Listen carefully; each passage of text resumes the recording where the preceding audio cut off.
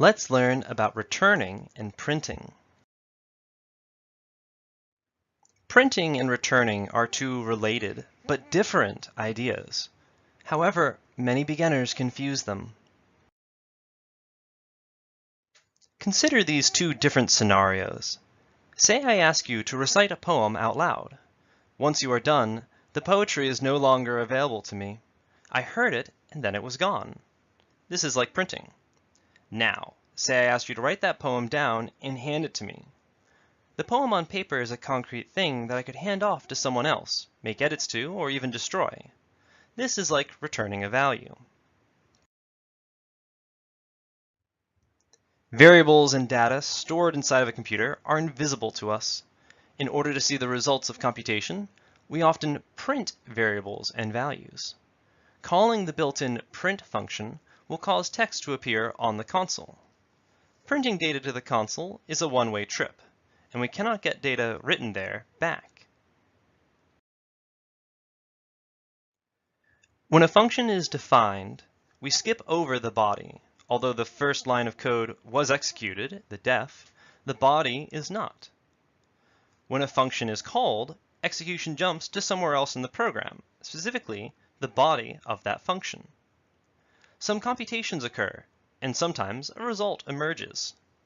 When we want to use this result in the calling location, we need to return it. When we use a return statement, execution jumps back to where the function was called. The value returned is substituted in place of the function call.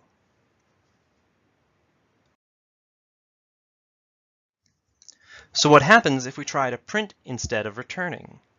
A function in Python always has to return something, so by default it returns none. You will often find mysterious errors caused by forgetting to return. Let's look at the syntactic differences between printing and returning. Return is a special keyword statement. Print is a built-in function. This is why print needs parentheses and return does not. Code inside of a function can print, return, or both. But code outside of a function can only print. It cannot return. When someone tells you to write a function to produce a certain value, you will need to return. The return needs to be the last thing that the function does, because you can only return from a function once. You can only ever return inside functions to the place where the function was called. In general, we return data when another part of the program needs that information. Sometimes we write functions that print.